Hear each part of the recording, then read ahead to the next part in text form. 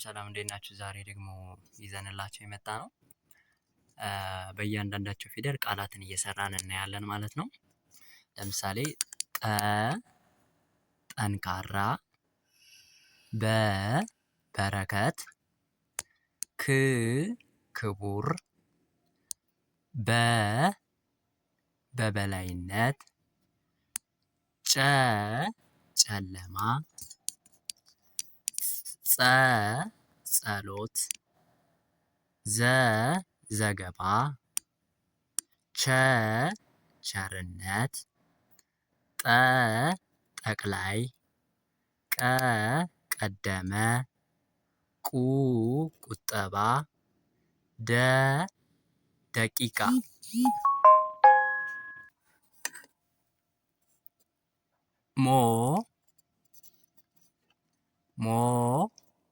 ሞገስ፣